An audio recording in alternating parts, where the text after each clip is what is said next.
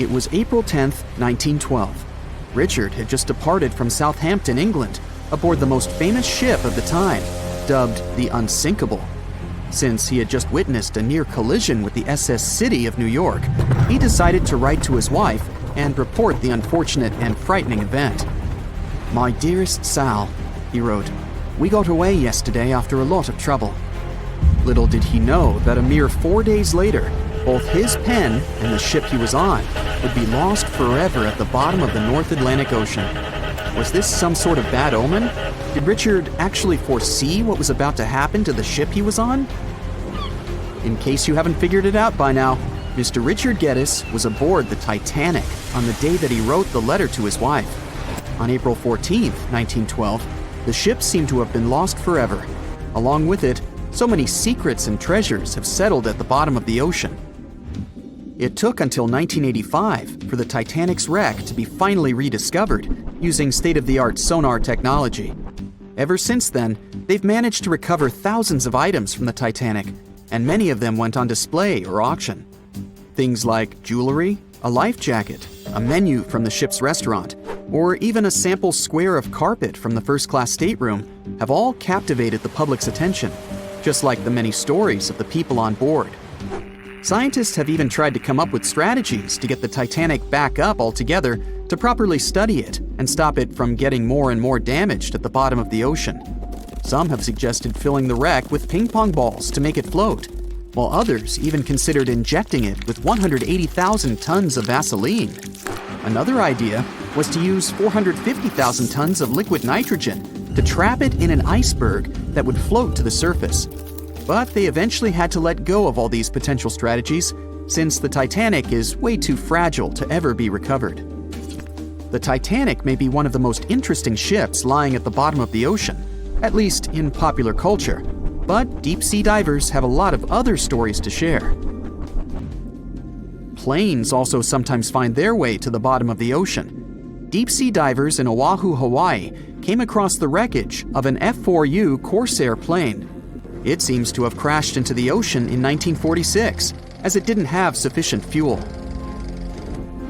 If you can dive deep enough, you might even stumble upon statues and lost artifacts, like those found in the world's only underwater archaeological park off the coast of Naples, Italy.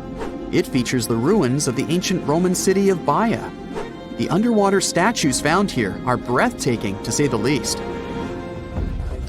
In an ironic twist of events, some of the equipment we intended to use to get us to the moon was lost at the bottom of the sea for a very long time. But how did that happen? Beginning from the late 1960s and ending in the early 70s, many Apollo rockets were launched to orbit the Earth and the Moon. When reaching altitudes of about 38 miles, the first portion of the spacecraft, including the engines, needed to separate. People thought these components got destroyed or lost forever. But were they really? In 2012, a team of specialists discovered a bunch of rocket engines 14,000 feet off the coast of Florida.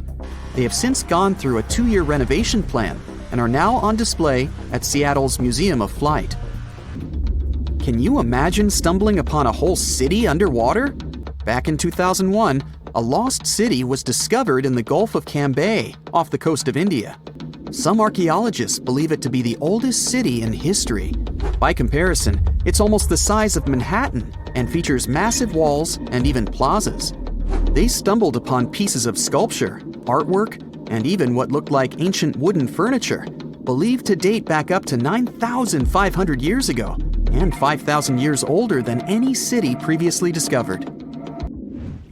Okay, how about an underwater river? I can't even imagine what that would look like, but some deep divers claim to have seen it south of Tulum, Mexico. Is that even possible?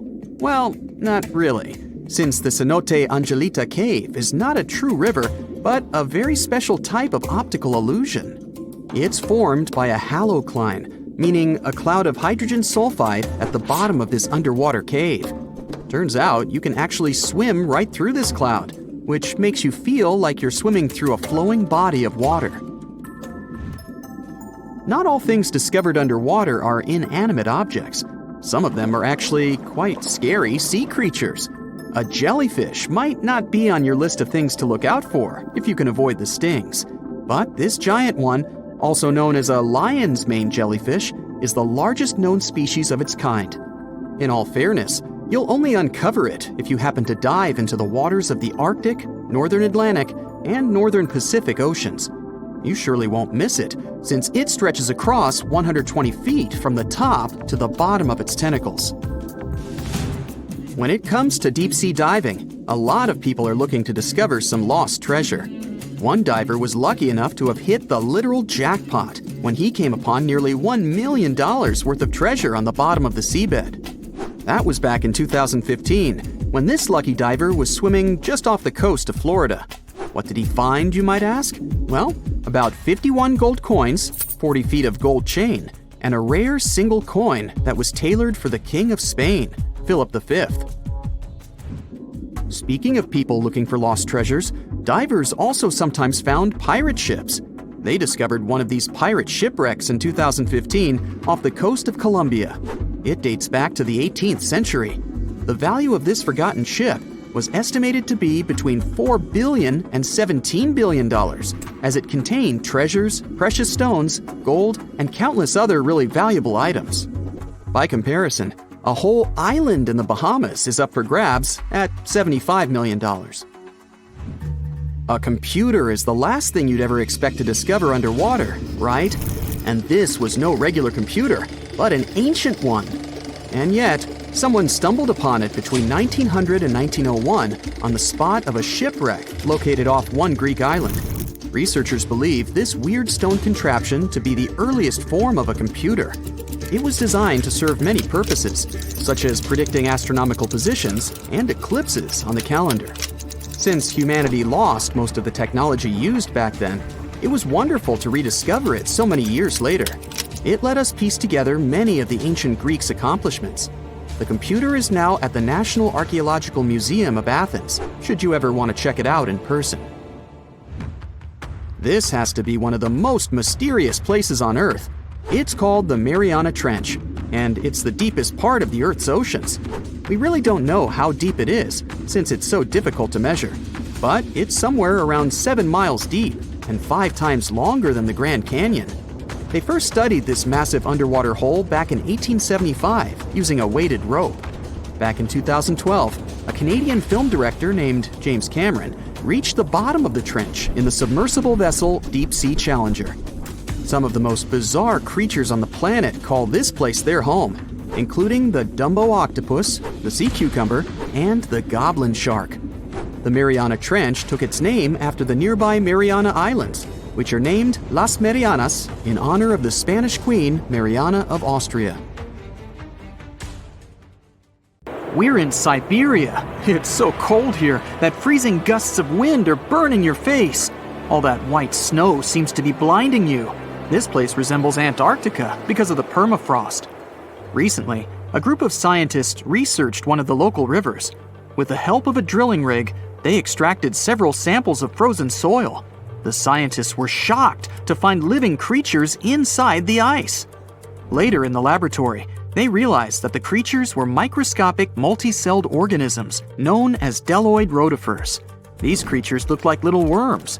Scientists knew that these worms could live in frozen conditions for up to 10 years. But the age of the rotifers found in the ice was about 24,000 years. And after defrosting, they began to reproduce, as if they had been sleeping for several hours, not thousands of years. Further analysis showed that these organisms could stay frozen for hundreds of thousands of years.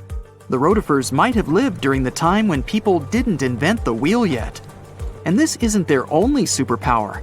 Bdelloid rotifers are among the most radioactively resistant animals on Earth. They can survive in places where there's no oxygen and water. They can also stay alive in areas with high acidity and can live without food and water for a long time. By the way, these are not the only creatures that are known for living for thousands of years. Particular types of moss and some microorganisms are also almost immortal. Nematodes, also called roundworms, are some of the most adaptive varieties of worms in the world. Imagine the Eiffel Tower standing tall and proud. And now, let's make it 10 times higher and place it underground. Exactly at this depth, many thousands of feet under the surface, scientists discovered these creatures. There's no sunlight and almost no air in this place. And since it's much closer to Earth's core than the surface of our planet, the temperature here is higher than in the middle of the hottest desert. Millions of tons of soil above create insane pressure. But all this couldn't prevent life from developing here. When roundworms run out of air, food, or when the temperature becomes too high, they get into a unique state of stasis, or deep hibernation. In this mode, the worm's metabolism slows down, and almost all the processes in their bodies stop.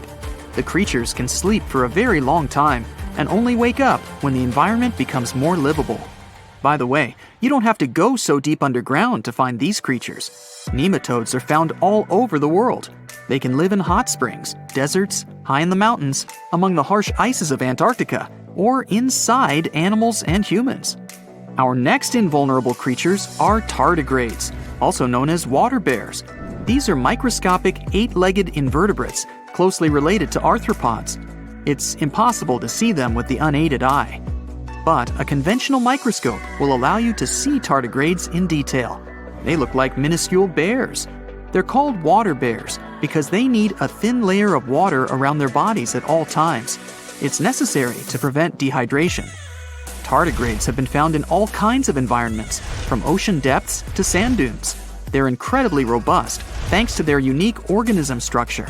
Yeah, they look soft, but their body is covered with a tough cuticle. This coating resembles the exoskeletons of grasshoppers, mantises, and many other insects. Water bears shed their old layer of the cuticle when they need to grow. Each of their 8 legs has 4 to 6 claws, which helps them cling to any surface. The bears can survive at a temperature that's almost 3 times as cold as the temperature in the ice of Antarctica. Heat doesn't harm them either. They have been proved to survive at the temperature that makes water boil. Also, water bears are not afraid of radiation and high pressure. In the depths of the ocean, pressure can destroy alloys of the strongest metals, but these creatures can withstand pressures 6 times greater. But the coolest thing is that they can live in the vacuum of space. Our planet has a magnetic field. This is a shield that protects us from solar radiation. Tardigrades don't need this protection. They can go into near-Earth orbit and come back unharmed, all thanks to a protein protecting their DNA from ionizing radiation. Like other immortal organisms, water bears can fall into a state of cryptobiosis. Tardigrades pull their head and legs inside their bodies and fall asleep. If the surrounding conditions suggest freezing, drying out, or experiencing a lack of oxygen, they will remain in this barrel form until the situation improves. So those are microscopic organisms and microbes that can only be seen through a microscope. But how about something bigger? Meet ironclad beetles. They live in the southwestern US and Mexico. These insects cannot survive high temperatures, live without oxygen, or in conditions of increased radiation. But their shells are so tough that they can only be pierced with a drill or hammer. Their durable exoskeletons are made of a special substance, chitin. It can also be found in the armor of crabs or shrimp. And still, the chitin of the ironclad beetle is so durable that it allows this creature to withstand the impact of a car moving at high speed. In times of danger, they can hide their whiskers and strong legs in special recesses in their shell. Other animals can't bite through the armor, so they spit the beetle out and leave to look for lunch somewhere else. As soon as the danger disappears, the bug stretches out its legs again and goes about its business. Also, the armor saves the beetles from dehydration, which is very useful in hot areas of Mexico and the southwestern US. Inside the exoskeleton, they can store moisture. In other words, these bugs can absorb water whenever they find it and transport this liquid inside themselves. The next creatures are incredibly fragile, but they know how to survive in places where almost no other animals can live. We're going to the southeast of Romania, near the Black Sea. Here, on a desolate wide plain, you can notice a pit. This is a mine leading deep underground. The air on the surface of our planet usually contains around 20% oxygen, but in the mine, it's only 10%. Inside the cave, the air also has an increased content of hydrogen sulfide and carbon dioxide. People can't breathe there without an oxygen tank. We can probably say that the water and air there are poisoned. almost no animals would be able to survive here. Still, 48 species of living organisms have been found in this cave. 33 of them are newly discovered species. And they aren't the only microbes or bacteria that can't be seen without a microscope. Something bigger lives here. Strange white snails crawl over the walls of the mines. Transparent shrimp and a bunch of unknown kind of leeches swim in the water. White centipedes with huge whiskers and creepy white spiders run on the ground. And they all have been growing here for almost 5 million years. You might notice a water scorpion and another unidentified species of this animal. It doesn't look like its relatives living in hot sands or tropical forests. No living creature here looks ordinary at all. All animals are either white or transparent. They have no eyes, but are equipped with long paws and antennae whiskers that help them navigate in this dark space. The deeper you go into the cave, the less oxygen the air contains. But the number of living organisms is increasing. The air is filled with methane and carbon dioxide. All the inhabitants of this cave have never seen the light of the sun and have never gone out of the darkness. It seems impossible to survive in such conditions where plants don't produce oxygen. The answer to the question of their survival is hidden in a small lake. The surface of the water is covered with strange foam. If you look closely, you can see that this white substance is alive. It resembles soft, wet paper that is easy to tear. The thing is billions of living organisms, bacteria called autotrophs. There's much more carbon dioxide in the cave than there is outside, and these bacteria, like plants, absorb it. But they don't do this with the help of photosynthesis, which means they don't need sunlight. They use water for chemosynthesis. What these bacteria secrete is food for other bacteria, and these other bacteria are food for bigger creatures. A unique food cycle that you can't find anywhere else on the planet only exists here. There are countless doors all over the world that haven't been opened for decades, and even centuries. The question is why? It seems that nowadays you can open any door you want. The truth is that some doors were sealed for a grave reason. And so far, nobody has found out what treasures and mysteries they hide. Here are 4 doors that keep their secrets all too well. The Taj Mahal. First up, we've got the Taj Mahal in India, one of the most romantic places in the world. Shah Jahan commissioned it in 1631 and dedicated it to his 3rd wife, who he loved like crazy. They were married for 19 years and had a whopping 14 kids together. But unfortunately, she passed away while giving birth to their last baby. Shah Jahan was heartbroken and decided to build an epic tomb to remember her by. The construction took a whopping 20 years to finish. The building has quite an interesting layout. The design is super unusual with these 4 massive 130-foot tall minarets that stand on the corners of a huge platform. They're not just there for looks. Back in the 17th century, architects were having some serious issues with buildings collapsing under their own weight. So, the chief architect of the Taj Mahal made sure to place those minarets as far away from the tomb as possible. And he even tilted them in a way so that if they did fall, they wouldn't wreck the rest of the Taj Mahal. Talk about planning ahead. The Taj Mahal is hiding some crazy secrets. There are sealed rooms all over the place that nobody is allowed to enter. And if you check out photos of the building from the riverside, you can spot 2 basements. But guess what? They're sealed up too. Nobody knows what's inside or why they've been locked up since the time of Shah Jahan. Apparently, there's a good reason why those rooms are off limits. Some researchers think that they were built using marble, which turns into a different substance called calcium carbonate if it's exposed to carbon dioxide. And when that happens, little bits of marble start chipping off like crazy. To make matters worse, there's no air flowing into these rooms. That means that if too much CO2 builds up in the basement, the 4 minarets could collapse. But wait, there's more. Some people think that the body of Shah Jahan's wife can be found in one of these sealed up rooms in pristine condition. Why not? Who knows what the mysterious rooms might keep? The Great Sphinx of Giza. The Great Sphinx of Giza is shrouded in mystery. It's not just the largest monolith statue in the world, but it's also a hybrid creature with a woman's head and a lion's body that originates from Egyptian and Greek mythology. It's also very ancient. It's estimated to be around 4,500 years old. The construction of this marvel took about 3 years and required 100 workers who were not slaves and were treated with delicacies like sheep and goat meat. It is also thought that it used to be much more massive than it is now. Archaeologists found huge stone blocks and abandoned toolkits near the site. However, the real secrets of the Sphinx lie underground, near its paws. A group of scientists used a seismograph to detect 2 hidden chambers beneath the Sphinx's paws. Some people think that these rooms might be the legendary Hall of Records, which holds ancient scrolls revealing the secrets of the universe.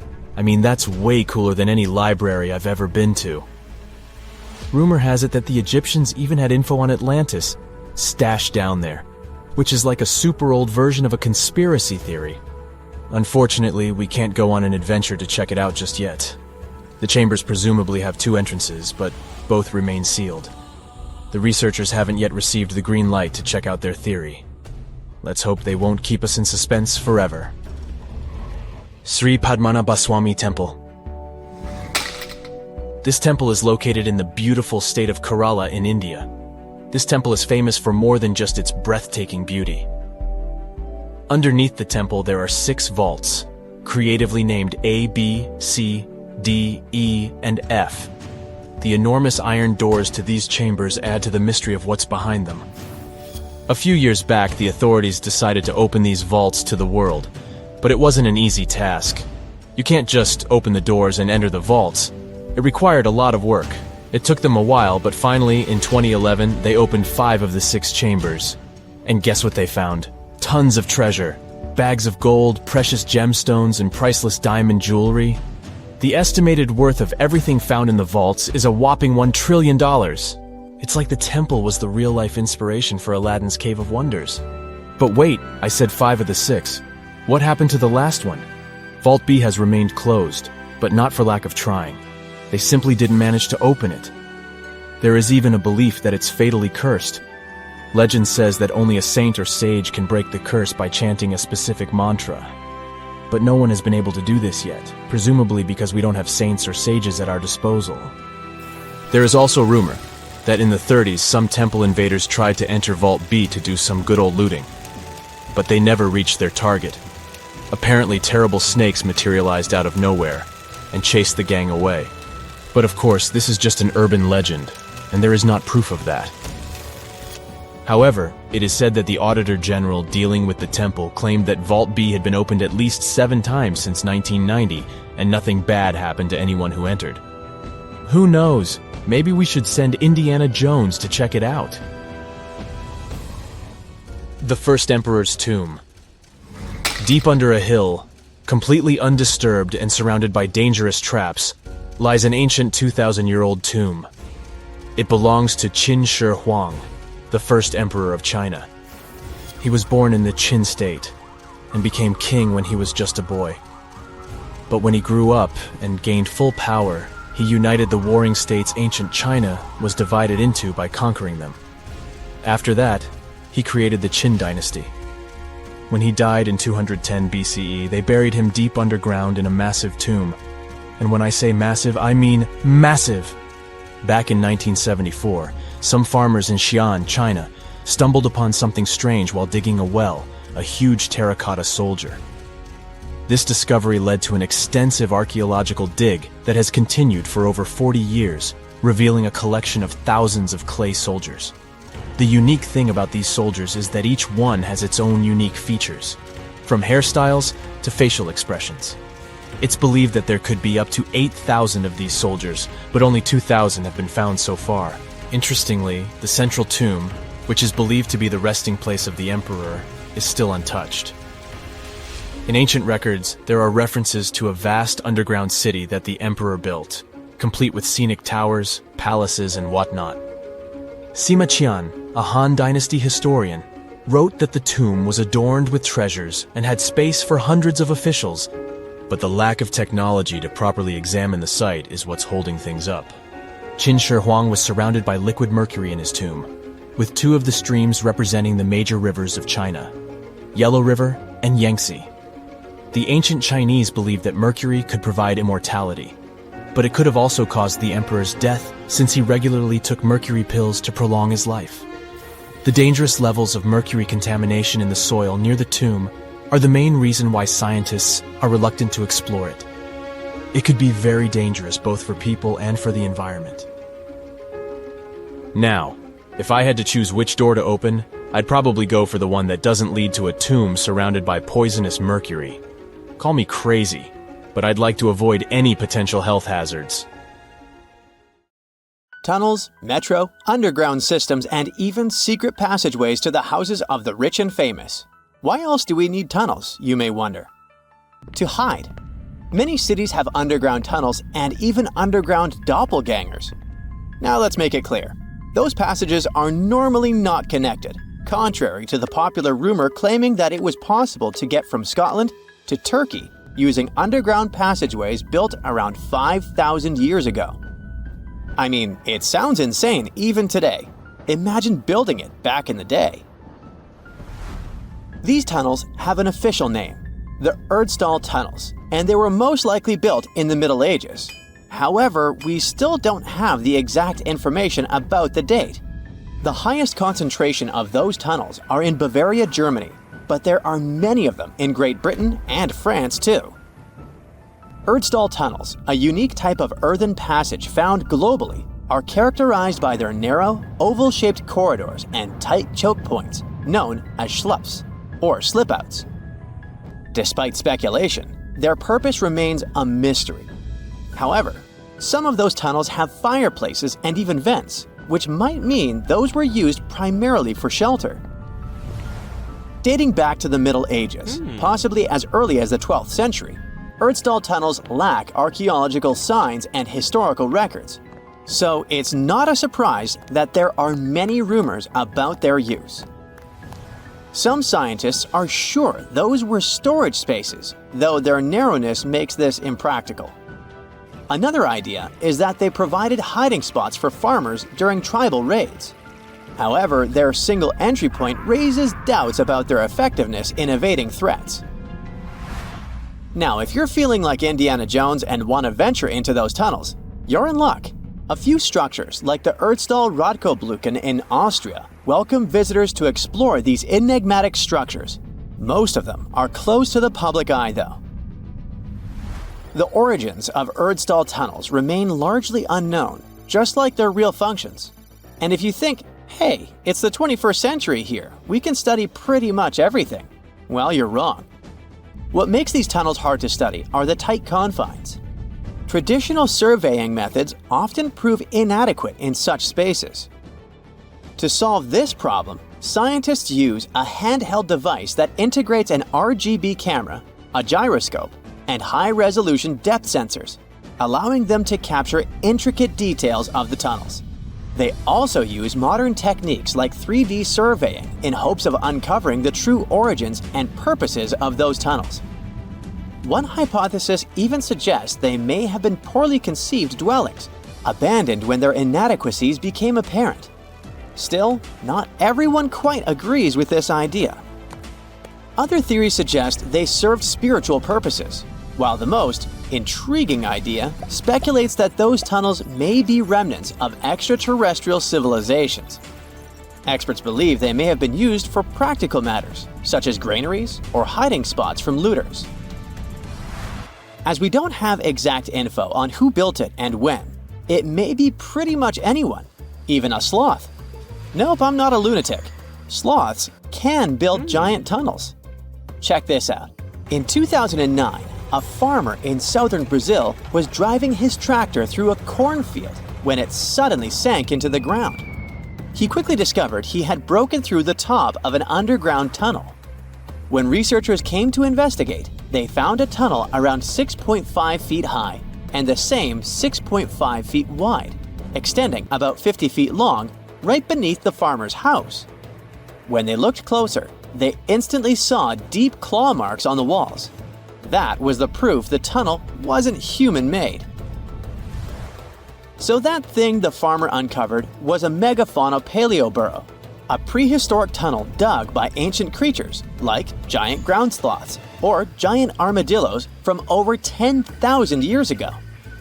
I know, it's hard to imagine those beasts, but let me help you. Take a hamster. Now, increase it to the size of an elephant. Don't forget, this 13-foot tall hamster could also walk on 2 legs. During their time, around 15 million to 10,000 years ago, many species of sloths and giant armadillos roamed the Americas, some even digging similar tunnels. Today, many of these tunnels are filled with sediment, though some remain clear, similar to the one the farmer discovered. This 2009 find sparked significant interest, leading to the discovery of over 1,500 paleo burrows across southern Brazil, making it the era with the highest concentration of such sites worldwide. But no one knows exactly why there are so many of them in southern Brazil. While some paleo burrows exist throughout South America, none have been found in North America, which is weird since those huge sloths roamed the entire continent. The exact purpose of these large tunnels remains a mystery, but scientists believe they may have served as nursing spaces, temperature regulation, or hibernation areas. Tunnels likely developed over centuries as successive generations of sloths and armadillos expanded them. Now, let's take a look at fogous. No, not the Japanese fatal delicacy, and no, not a town in New Guinea. To see them, we gotta travel to the UK. So fogous are underground structures too, but they don't look exactly like tunnels. They are dry stone structures. They look as if a cave had been decorated with stones from the inside. There are only around 15 of them found so far, and most of them are located in Cornwall. According to the estimates, those tunnels were built about 2,400 years ago, and they're still in pristine condition, which is truly fascinating. I mean, back in the day, people had no cool machinery whatsoever, yet their structures still last. And if you dare to buy an apartment today, well, chances are you won't be too happy about the quality. Going back to our fogous, there's nothing extraordinary about their supposed purpose. They could be used for spiritual purposes, as a place to hide, or a food storage. The latest application, though, is a bit weird. I guess it's not a secret for anyone that England is famous for its excessive humidity. And if you want to store your food properly, you gotta avoid the humidity at all costs. Otherwise, say welcome to mold and fungi. But ancient people weren't dull-witted at all, or they wouldn't have survived, and you and I wouldn't be around now. So they might have adapted those fogous to store just some products, those that already had natural molds in them, assisting in the preservation of perishable food, like milk, butter, and cheese. But hey, those are just speculations. The true reason why they were built remains unknown. What makes fogous unique is that they are intentionally built tunnels, not just excavated mines like those in Wales. They were crafted by digging deep trenches, lining them with stone slabs, covering them with capstones, and then filling over them, all of which took significant time and effort. Still, no matter how hard those were to construct, cities around the globe are often built over intricate tunnel systems, each unique to its location. For instance, Paris is famous for its extensive underground quarries, which were abandoned years ago, but still pose a risk of collapse in certain areas above. London boasts one of the largest tunnel networks in the world, including many that were specifically created for military purposes. In New York City, there are rumors of secret tunnels, while Los Angeles has old tunnels from the Prohibition era used for speakeasies. Many other cities also have their share of enigmatic tunnels, and surprisingly, Florida is no exception. It happened in the year 2011 in Ybor City. Near a former post office, flooding uncovered something weird, a section of an unknown structure. Back then, people didn't pay much attention to that, so it took another 7 years to discover something truly fascinating. This historic neighborhood was founded in the 1880s, but it remained unknown until 2018 that it also has a hidden tunnel network. We only learned of it because of renovation work. The exact purpose, of course, is unknown, but most scientists are pretty sure that they serve to connect to early gaming spots and the port of Tampa. Figuring out how extensive the tunnel network is tricky. In 2018, a historic home in Seminole Heights revealed locked doors leading to tunnels from the 1920s. One local even said he traveled through a tunnel for 20 minutes. Rumors suggest some tunnels connect to the Hillsborough River and Ybor City. Research is ongoing, but no new info has emerged yet.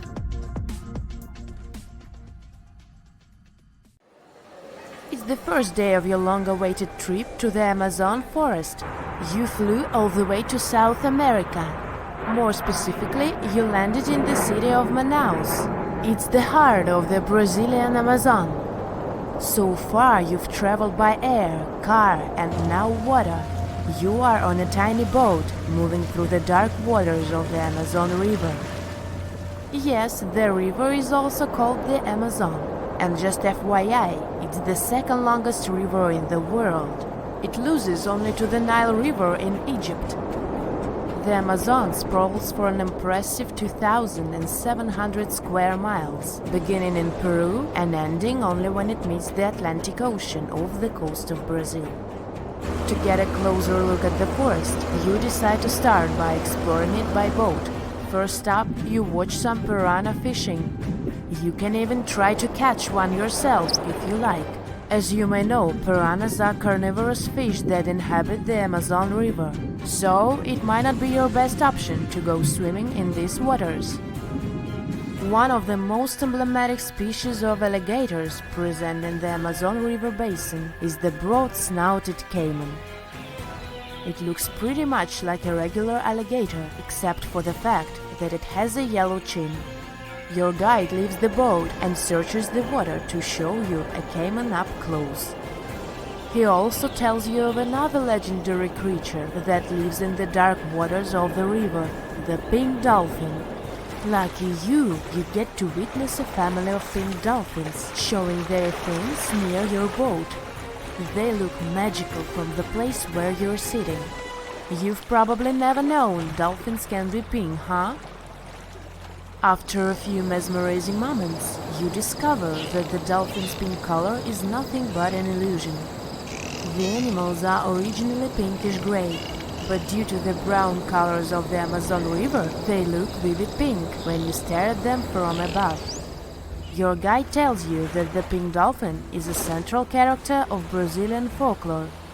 Locals believe that the pink dolphins can turn into humans and wander off into towns at night. You get off your boat near one of the entrances to the forest. Now you're going to continue your trip on foot. Your guide says that you are venturing into very dangerous terrain. The Amazon is home to some of the creepiest species of wildlife on the globe. But don't worry, we'll get to see a lot of them today. You've come prepared, of course. Bug spray, a raincoat, and your sharp eyes. Inside the jungle, you need to be alert at all times. You may have heard legends of the anaconda, a snake that can swallow animals as big as a cow in one go. Sorry to break it to you, but those are not just legends. Reptiles like these do actually exist. They live deep in the jungle. Is it right there, moving between the trees? Is it a spider? The so-called Goliath bird-eater is a monster spider. Its legs can grow up to a foot in length, and the spider itself can weigh around 6 ounces. It's also known as the king of tarantulas. You shouldn't get too close, of course. It's not venomous to humans, but its bite can surely sting. As its name suggests, the Goliath bird-eater can even eat birds, as long as they are smaller than it is. Up next, you run into another species of spider that draws your attention. This one is so tiny that you almost don't see it. It's known by the popular name of the decoy spider. You see one of its creations, a gigantic spider built by the tiny Cyclosis spider in order to scare off large predators. This is as amazing as it is creepy. A spider that uses the remains of other insects and dry leaves to create the image of a large spider on its web. If it fools predators, perfect! But to us humans, this work of art looks almost endearing. Who knew there were artists in the arachnid world? Near a small lake, you witness a unique scene. A large snake is slowly slithering its way toward a lizard that is resting on a rock. The lizard seems obvious to the presence of the dangerous reptile, but right as the snake is preparing to attack, the lizard flies the scene in its iconic way. The so-called basilisk lizard is famous for its ability to walk on water, or rather run across the water. This isn't an illusion, just a matter of balancing. The small lizard moves its legs on top of the water very fast, while its long tail serves as a counterweight. I wish I could do that. If you've ever wondered what a frog looks like on the inside, you've come to the right place. Right in front of your eyes, there is a rare local species of frog. It's known as the glass frog. This species of amphibian has a type of transparent skin that is completely see-through. In other words, you can see the frog's interior with astounding clarity. It's as if you had X-ray vision. Moving on with your journey, soon you come across a pond. Floating on its water is probably the biggest water lily you've ever seen in your life. These huge plants are also known as the Victoria Amazonica. They can measure up to 8 feet across and hold the weight of a grown-up person. But I wouldn't recommend trying to climb on it if I were you, just cause, you know, it's the Amazon forest we're talking about. The wildlife here is amazing, but the forest itself is also a sight. There are over 80,000 species of plants and trees grown in the Amazon rainforest. In fact, you can find 10% of all the world's wildlife in this jungle. An estimated 400 billion trees grow on the gigantic area the forest occupies. Of course, this place is bound to be biodiverse, right? You won't be able to witness this phenomenon during your trip, but your guide tells you about a unique species of tree that is famous for being able to walk. Yep, you've heard correctly. There are walking trees in the Amazon rainforest. They don't have legs or anything like that, but they do move around in search of better lighting conditions. The Amazon canopy is so thick that only 1% of sunlight can reach the forest floor. Because of this, some trees end up getting less sunlight than others. The so-called walking palm trees seem to be adapted to this situation. They grow new roots, which helps them move for 1 to 2 inches per day. They can walk up to 65 feet per year. Maybe that's what inspired John Ronald Reuel Tolkien to create ants, huh? Those are pretty similar tree beings that roam freely around the world.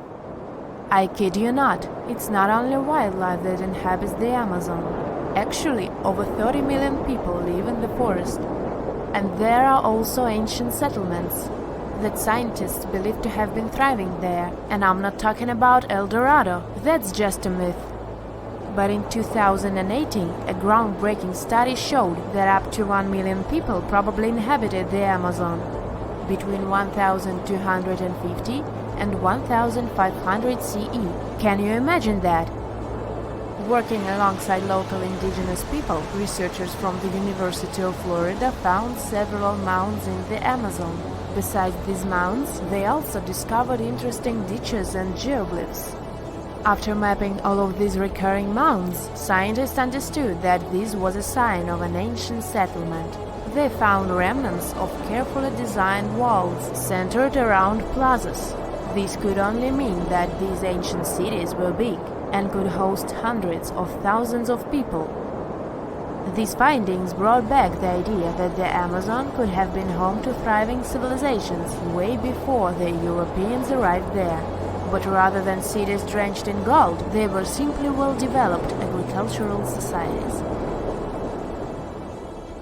Phantasmagory is said to be the first animated film ever. It was made in 1908, and it's one of the earliest examples of hand-drawn animation. But did you know that ancient people entertained children with cartoons about 2.6 million years ago? A new study reveals that ancient people were the ones who first made pictures look animated. How? They carved pictures of animals on stones and placed them around fires. When the light starts bouncing around, those ancient animals just can't help but shake it and shimmy. The prehistoric carvings come to life in the flickering firelight, with those animals jumping in and out of focus like they're ready to party. Imagine how fun it would have been for prehistoric families to sit around a fire and create these animated carvings. It turns out that even some of the ancient wall paintings and carvings found in caves were inspired by their appearance in the moving light and shadows of flames. So, basically, these old-timey carvings were made to come to life when firelight hit them. And now researchers made a movie showing that cool effect on a 3D model of some horse engravings.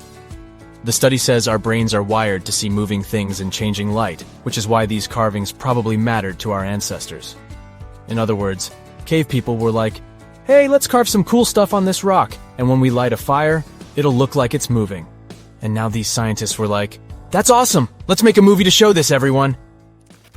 Andy Needham and his teammates used modern scanning and virtual reality tech to study 50 flat carved rocks called plaquettes made of limestone.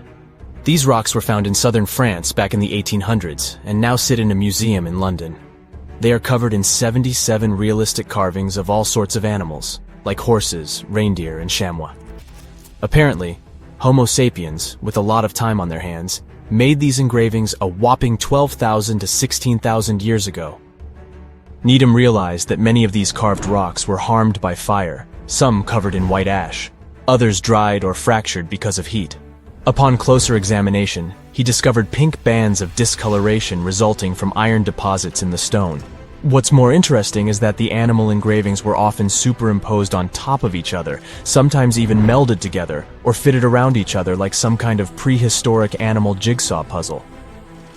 Rather than tossing out the old and starting anew, the ancient artists took animal body parts to create new hybrids.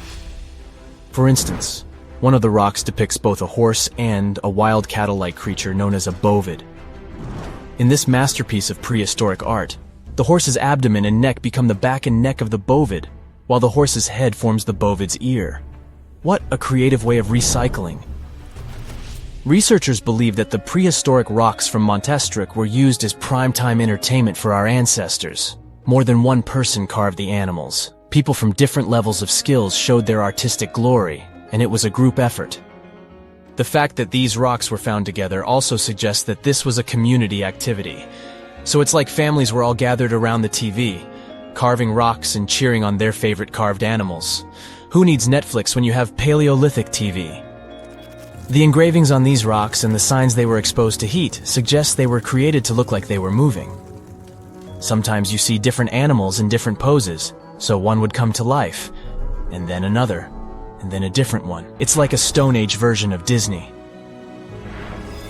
Similar techniques might have influenced some of the ancient cave paintings, such as those at the breathtaking Chauvet Cave in southeastern France. The animal portraits there are also overlaid on each other, and some look like they were heated by fires underneath them, which means that our prehistoric ancestors might have been the first animators in the world. Alright, since we talked about young people's favorite pastime activity, shall we take a trip back in time to discover the world's oldest toys? One of the most ancient toys discovered was a simple ball made from clay and found in the ruins of ancient Mesopotamia. It might seem like a simple toy, but our ancestors were playing with them as far back as 3000 BC. But back then, they didn't have fancy video games or elaborate board games, so a ball was the pinnacle of entertainment. But the Mesopotamians weren't the only ones having fun. In ancient Greece, children played with dolls made of clay. In Egypt, kids had toys shaped like animals, but they also had dolls made from materials like clay, papyrus, and ivory. But the most impressive thing about these dolls? They had movable limbs. That's right, our ancient ancestors were playing with articulated dolls before it was cool. But it's not all fun and games. Toys also had a practical purpose back in the day. In fact, many of the toys discovered by archaeologists were actually used to teach children important skills.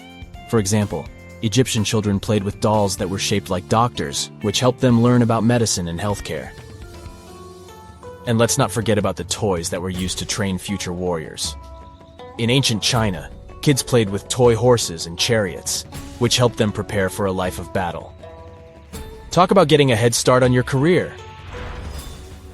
Moving on to primitive board games, which have been around for over 5,000 years.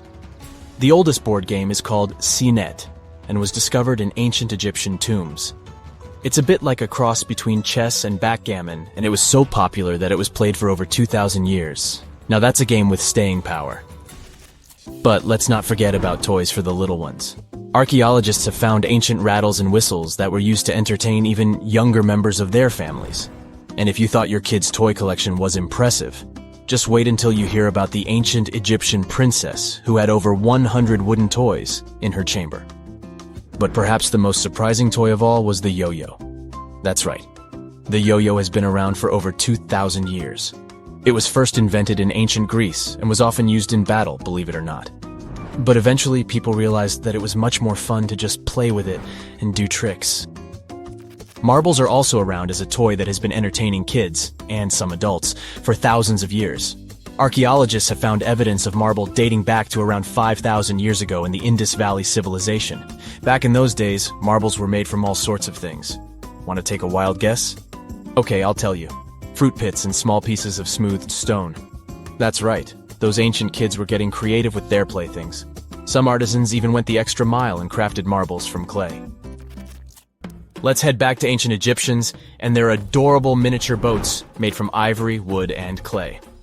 These miniatures may be acknowledged as toys, but they were also meant to represent crossing over to the other side. Viking kids had similar types of items too.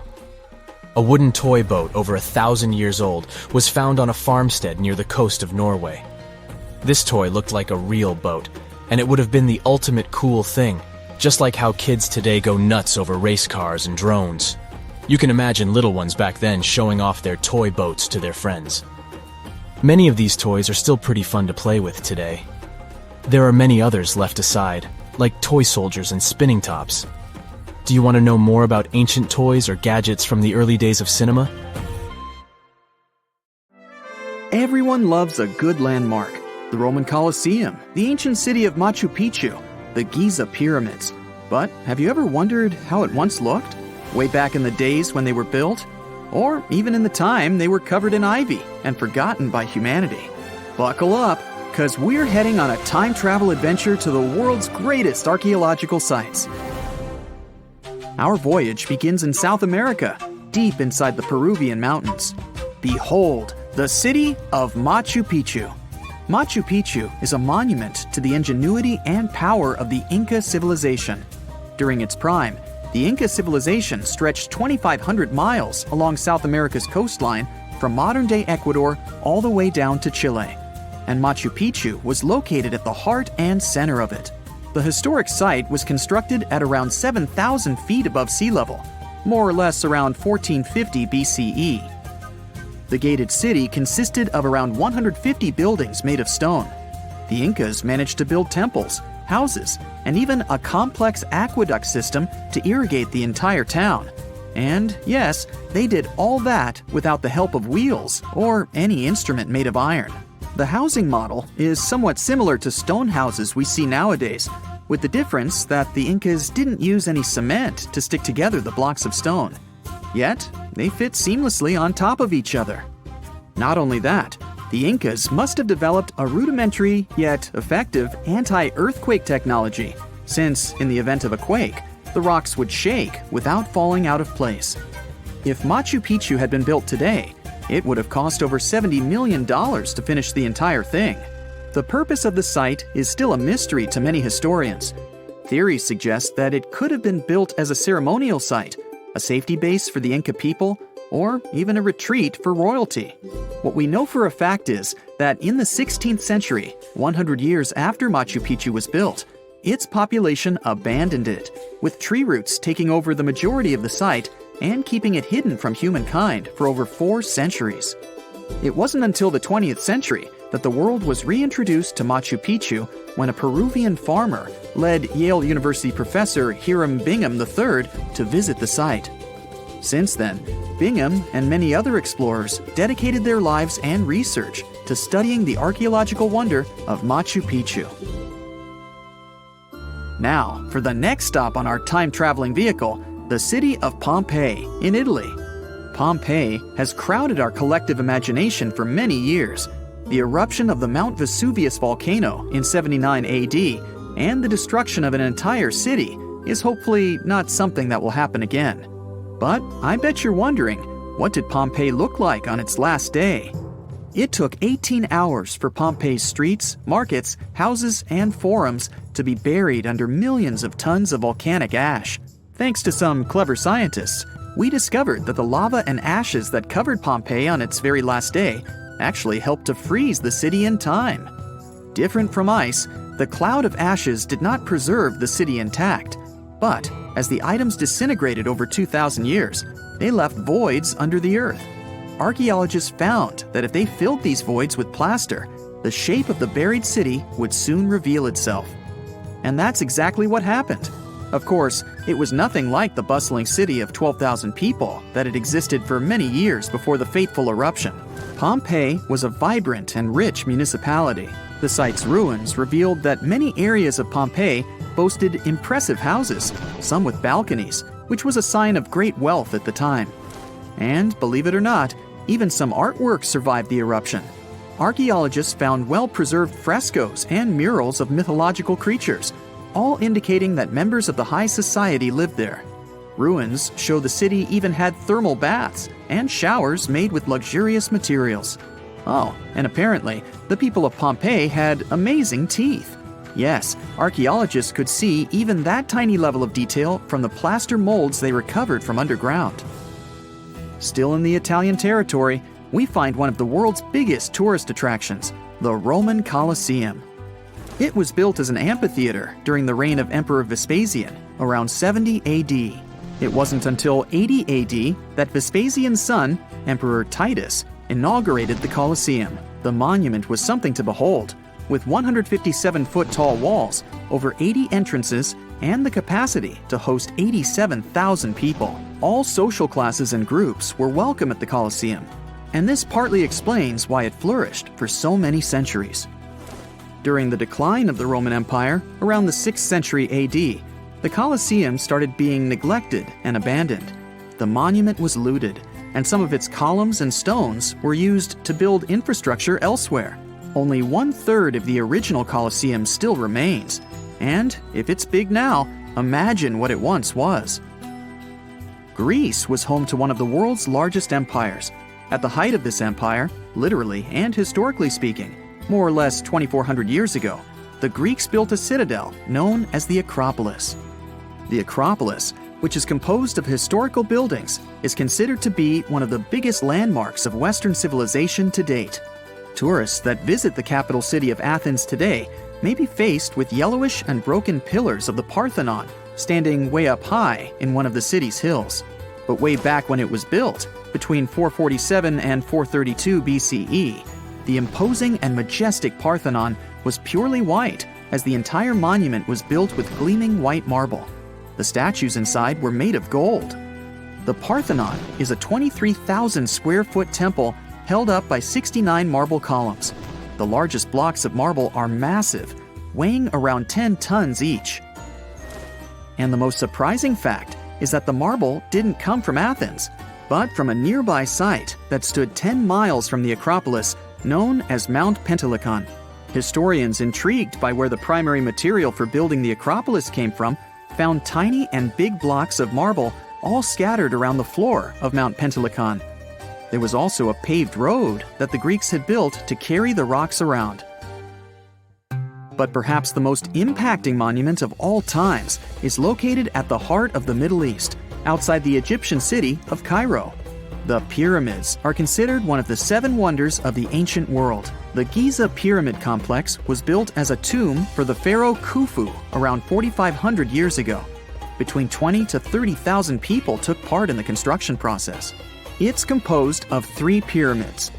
The massive monument is made out of approximately 8,000 tons of granite and over 550,000 tons of mortar, which gives it the appearance it has today. Would you believe me if I told you that the pyramids didn't always look like this? Far from it. They were shiny white with a golden triangular tip at the top. This is because the Egyptians used over 6 million tons of limestone to cover the entire rocky, step-like structure, all so that they could gleam white under the unforgiving sunlight of Egyptian skies. The Pyramid of Khufu remained the tallest structure on Earth made by humans for over 3,800 years. It was the only 8-sided pyramid in Egypt and was believed to align with Orion's belt. It's considered to be the most aligned construction facing north. In 1979, it was inscribed on the UNESCO World Heritage List. Let's head on down to the Indian city of Agra to quickly visit the Taj Mahal. You may know it as the Taj, but it can also be called by its more endearing name, a teardrop in the cheek of time. The Taj took over 22 years to build and was commissioned in 1632 by Mughal Emperor Shah Jahan as a declaration of love for his third and favorite wife, Mumtaz Mahal. It was made with ivory white marble, and amazingly, due to tight conservation, it still remains very similar to what it was when it was built. I think all this talk of landmarks got me thirsty for some traveling. What about you? Tell us in the comments below if you've ever visited some of these sites, or which interesting landmarks you'd add to this video. Phew! This summer has been turning up the heat like never before. We feel like roasted marshmallows on a sizzling grill. Yes, the world is getting hotter, but some regions have always fought with high temperatures. It turns out people had some inventions to keep themselves cool in ancient times too. Some of them are still functioning, even 3,000 years later. Let's take a look at how people saved themselves from heat throughout history. So, put an ice cube into your cold drink and get ready to hear how people survived the heat. Speaking of ice cubes, do you know that the Persians made an ice storage system? In the deserts of ancient Persia, people had an out-of-the-box idea about how to prevent their food from turning into a melted mess. These ingenious Persians stumbled upon a physics trick that allowed them to create ice in the middle of the desert. They called these cool structures yakhchals, which basically means ice pits. These ice pits were not your ordinary coolers. They were like secret underground fridges. They looked like dome-shaped mud brick structures on the outside, but inside, it was a whole different world. These ice pits had an evaporation cooler system that worked like magic. At night, when the desert cooled down, Persians made use of the radiative cooling effect. They set up cleverly designed trenches to hold thin layers of water. The water froze, defying the desert heat. Then there were underground square storage areas. The Persians collected the melting ice water from these cool trenches, and during the night, they froze it again, making the most of the desert's natural chill. To add to the cooling effect, they built a wall to shade the storage areas from the hot midday sun. And that's not all. They had this fantastic wind-catching contraption called a badger that caught the breeze and directed it right into the ice pits. Fresh air plus ice. Cool breeze. A winning combo.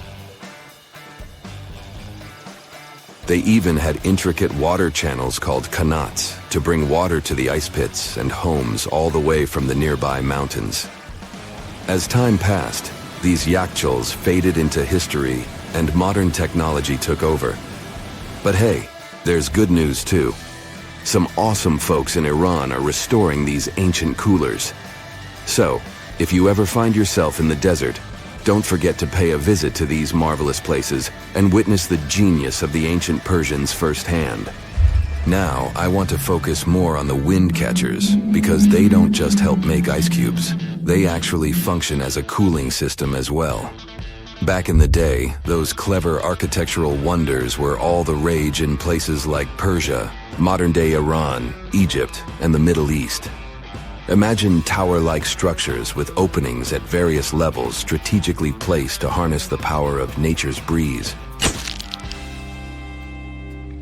These openings were like magical portals for the wind.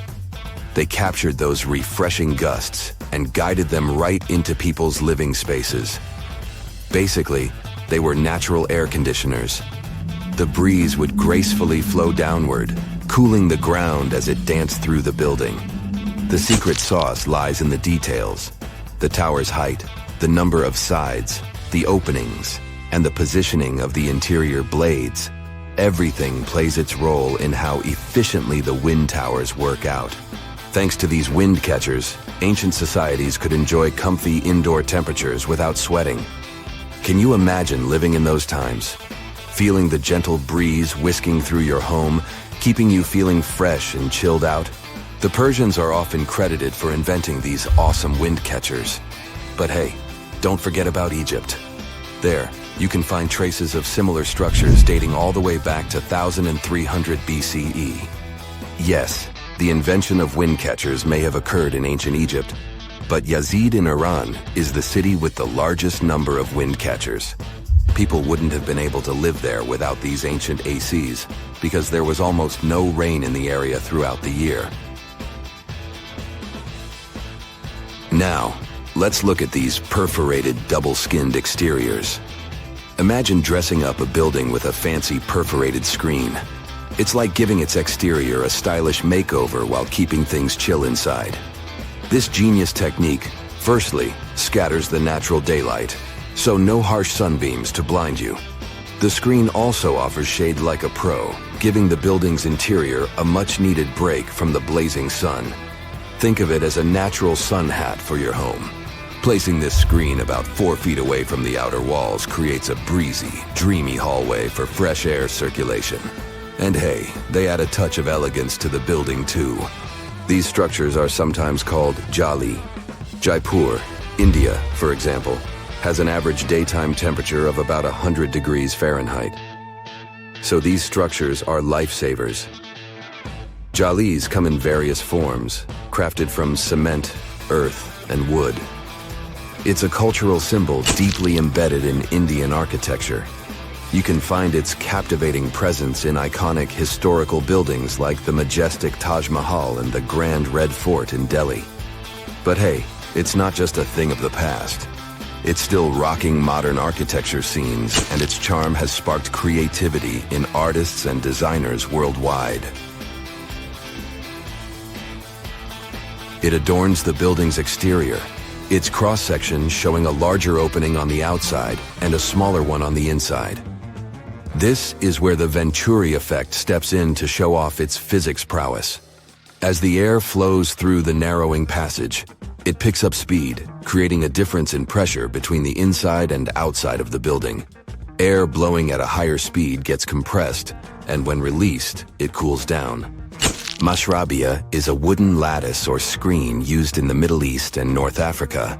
These decorative wonders are like window blinds, but they do more than just look pretty. They're smart too. They give privacy, shading you from the sun, and let fresh air and light in. Some people also add clay pots filled with water, sand, or damp straw to their designs. As hot air breezes through the holes, it also passes through the pot's porous surface. The moisture inside evaporates, cooling the air.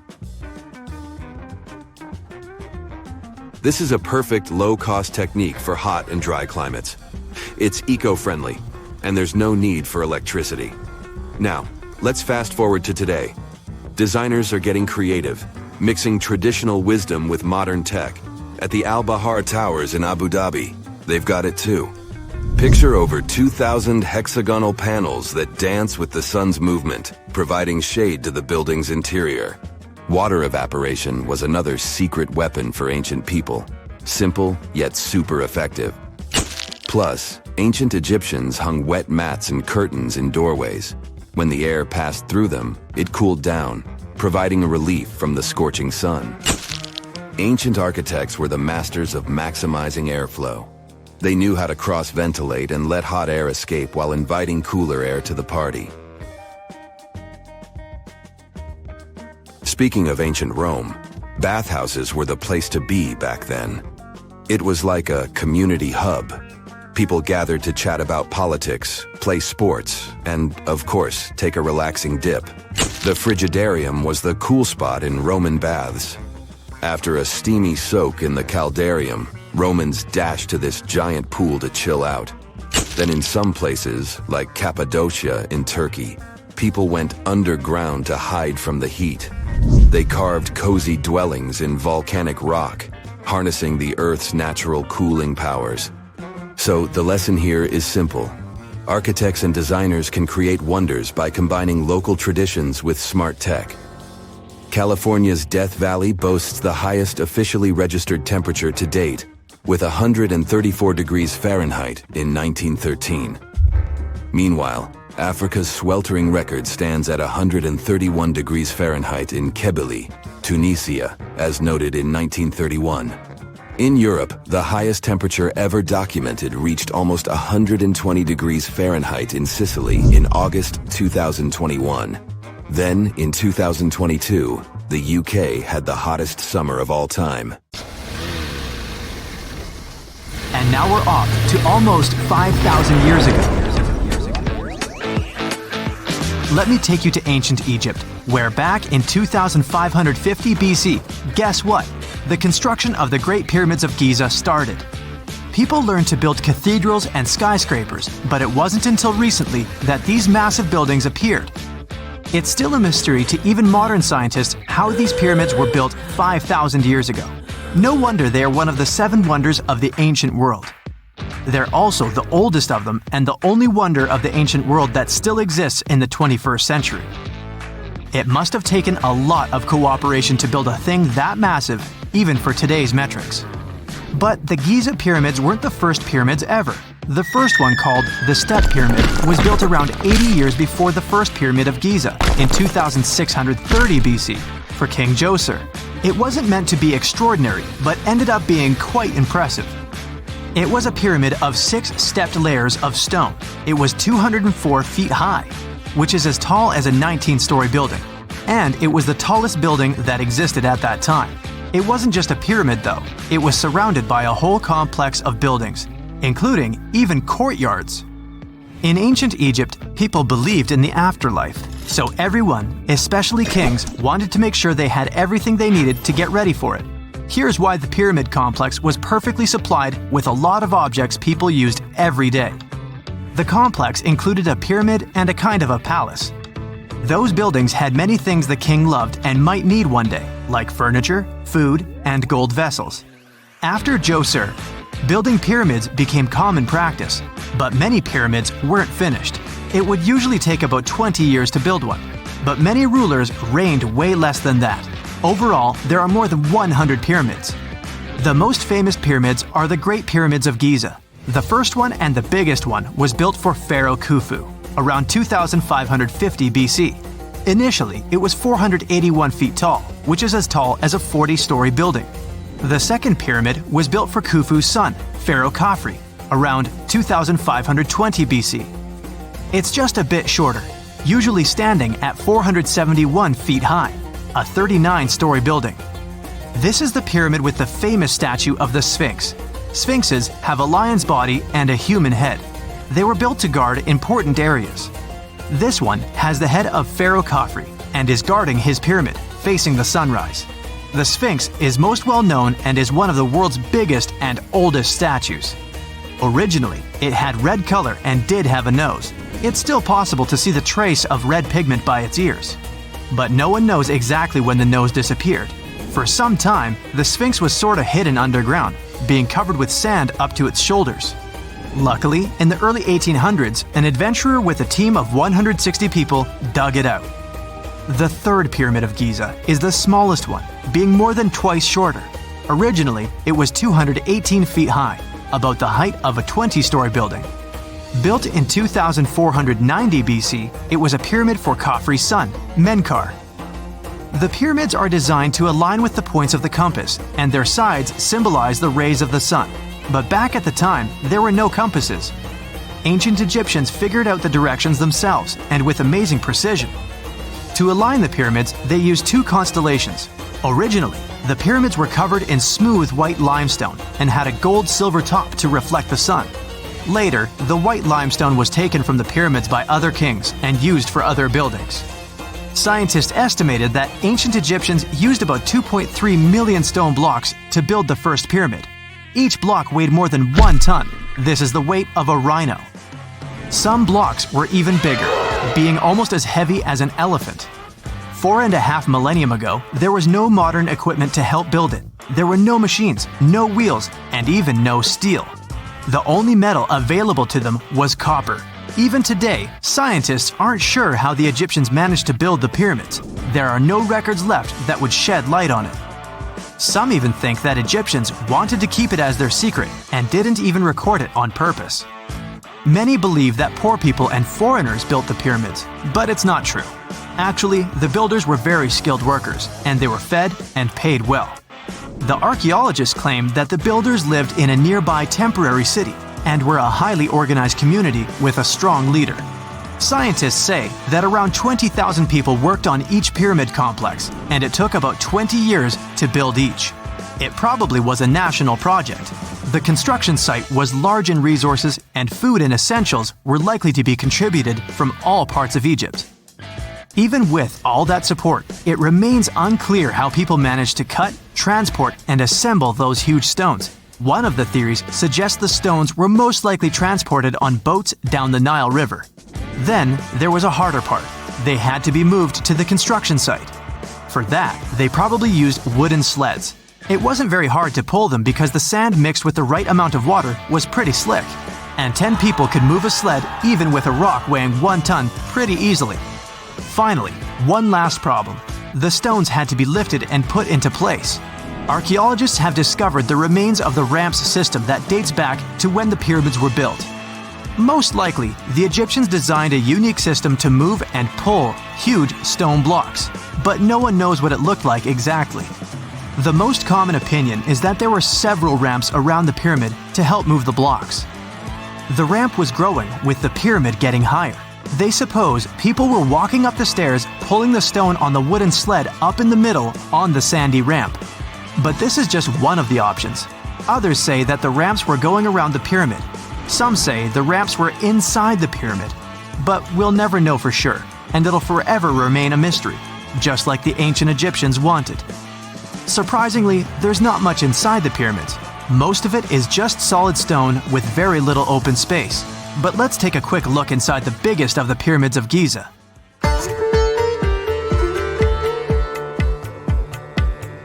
From the entrance, there are 2 stairs, one going down and the other one going up. The descending one takes you to a chamber located underground. That's where the pharaohs are, but not in this pyramid because Khufu wanted to stay higher. The underground room is partly unfinished. The room with Khufu's sarcophagus is called the King's Chamber. It's upstairs and then through the tall and long Grand Gallery. Below the King's Chamber, there's a room called the Queen's Chamber.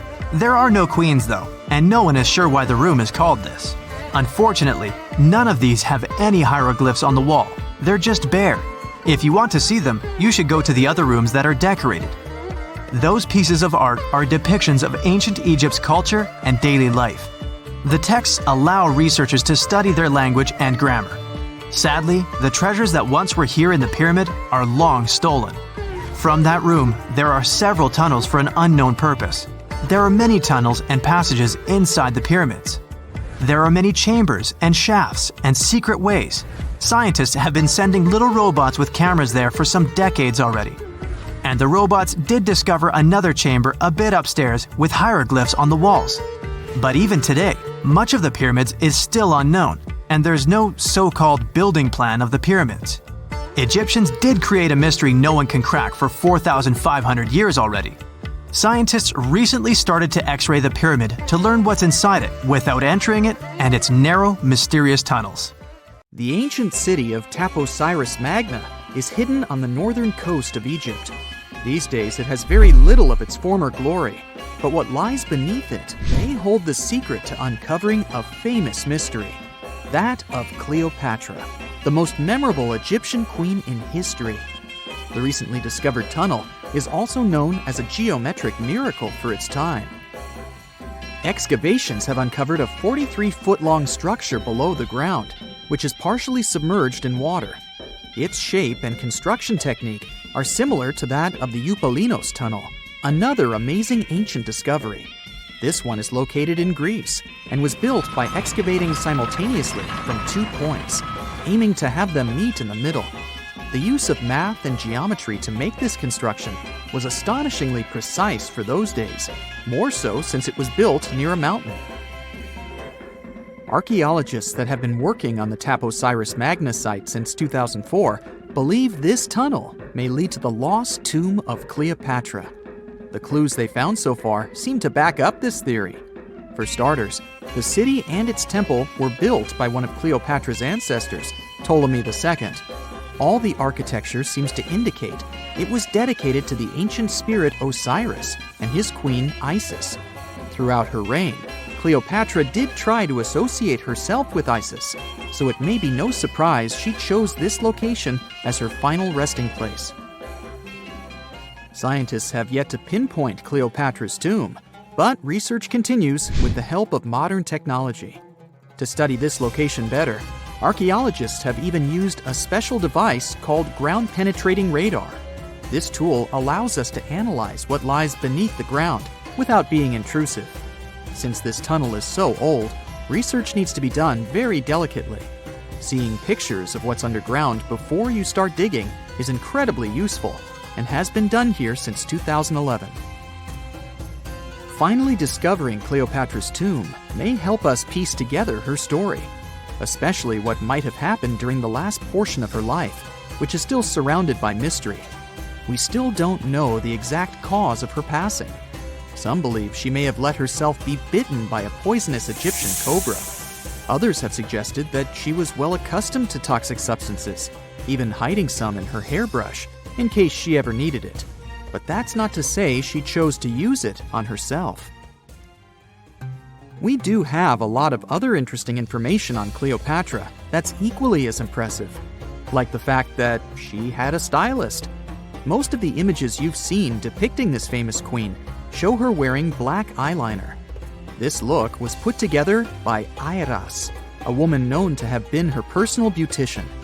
She traced the long line from her eyes to her temples, a makeup technique still used today to enhance the eyes. Iras was an important figure throughout Cleopatra's life, known also as her confidant and close friend. There are even theories that suggest Iras was there by her side when she passed away. Despite her well-thought-out looks, Cleopatra wasn't as pretty as she's described. Or at least, that's what recent research has pointed out. Sure, if we look at movies and modern imagery, she's depicted as this incredibly beautiful woman with symmetrical and delicate features. However, if we look at coins showcasing her image from back in the day, her looks are rather average.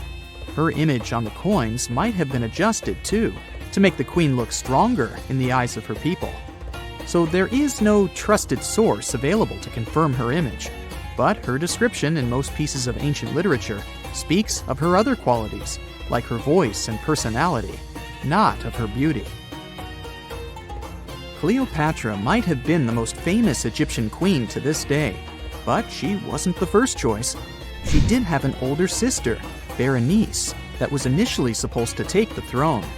Berenice passed away before she could do that, so Cleopatra took on the role and began investing in her education. She traveled throughout the country quite frequently, so she could become accustomed to her people and their needs. She was only 18 when the responsibilities were passed down to her, and immediately gained popularity because of her intelligence and education. Her taste in literature was quite good too. She was known to be a fan of Homer, the famed Greek philosopher and poet. Cleopatra loved to write as much as she loved to read. There are even claims that she wrote a book on medicine and cosmetics, but we have no evidence to this day that such work ever existed. Part of being a great leader back then meant you had to speak multiple languages. Cleopatra clearly understood that, and that's why she's rumored to have known many languages to varying degrees. Some archaeologists suggested she spoke Greek, Egyptian, and Ethiopian, as well as many Arabic dialects. She might have even spoken Latin, but there's little evidence to support this claim. She might not have had angelic looks, but Cleopatra was really careful with the way she looked, even with her diet. She was known to have enjoyed simple meals, including a variety of fish. Since she lived close to the Mediterranean Sea, it's really no surprise. As a treat, she liked to eat stuffed pigeons, which she also served to her guests. Other dishes on the menu included vegetables and fava bean soup. Fruits and nuts weren't missing from her diet either, and she was also a big fan of honey. Recently, a team of experts has even tried to recreate her famous perfume. Think of it like the ancient equivalent of Chanel No. 5. Cleopatra was known to be a fan of luxurious scents, which she believed could even influence how people treated her when they met. The basis of this scent is myrrh, a resin gathered from a local tree. Other ingredients added to the mixture were also found back in the day, like cardamom, olive oil, and cinnamon. The results may not be quite as delicate as the perfumes we know and use today. Its consistency was way thicker, and the scent lasted way longer. When she was at the height of her power, Cleopatra might have been the richest person in the world. Back in the day, she ruled over a territory that stretched across the Mediterranean, from modern-day Libya in the west through Egypt to Syria in the east. This is the largest territory ever ruled over by a woman. In today's currency, her worth might have been somewhere around $95 billion. The calendars we use today may have been introduced by Cleopatra herself. She presented the idea of leap years and leap days to Caesar, the Roman emperor she was known to have been close with. Taking her advice, Caesar made these adjustments part of the official Roman calendar. The ancient Egyptians already knew the year was longer than precisely 365 days. They discovered this by studying the brightest star in the sky, called Sirius, and concluded that a year is actually 365 and 1/4 days long. It was Elizabeth Taylor that famously introduced Cleopatra to pop culture when she played her in the 1963 film bearing the same name. Up until that point, it was the most expensive film ever made. It was originally supposed to cost somewhere around $2 million, but ended up costing a mind-boggling $44 million. That's mostly because of script and production issues. To make this iconic movie, producers created 79 sets from scratch, as well as over 26,000 costumes for the cast. Elizabeth Taylor's Cleopatra costumes alone cost somewhere around $200,000. Thankfully for the producers, the movie made headlines and was well received by critics, making it a box office success. A lot of people associate Cleopatra with another famous Egyptian ruler, King Tutankhamun, nicknamed King Tut. Surprisingly, apart from both of them being Egyptian pharaohs, they have nothing else in common. For starters, King Tut lived around 1,300 years before Cleopatra did, and there is also no connection regarding their ancestry. Cleopatra had Macedonian Greek roots, while King Tut was a native Egyptian. We people used to have real superpowers, but they all disappeared long ago because these abilities became useless and evolution took them away. For example, one of these superpowers was hibernation sleep. Yeah, it doesn't sound as cool as teleportation or flying, but in the modern world, it would be helpful. Imagine that you go to bed before winter and wake up in the spring. No cold weather, no spending money on food at this time, just a long, deep sleep. So perhaps our ancient hominin ancestors, more like primates than humans, could fall into a long hibernation. It was about 500,000 years ago, hundreds of thousands of years before the appearance of the first Homo sapiens. Hominini of that time lived in caves during the Ice Age and fell into a long sleep to survive. However, this is not a confirmed fact, but scientists have some guesses about it. Paleontologists discovered many fossils of our ancestors in one Spanish cave. The analysis showed that hominini lacked vitamin D and fat reserves. These strange indicators showed that the inhabitants of these caves could be in a state of hibernation. Perhaps their metabolic processes slowed down and their fat and vitamin reserves were depleted to support life during a long sleep. Of course, such an ability could be useful in the modern world, but it has several disadvantages. Let's look at the example of bears and what problems they can face during hibernation. Unique metabolic processes support their long sleep, but if these processes are violated, then after waking up, the bear can get very sick. This may happen because of an insufficient amount of fat and food reserves. Another ability from the past would help save thousands of dollars for modern people. This ability is strong and healthy teeth. Today, we have dental clinics, high-tech equipment, hundreds of types of toothbrushes and toothpaste, mouthwashes, and much more for the health of our teeth. Despite this, ancient people had stronger and healthier teeth. More powerful jaws and sharp teeth allowed them to chew on hard meat, and the immunity of the oral cavity didn't allow bacteria to develop. But then, agriculture appeared.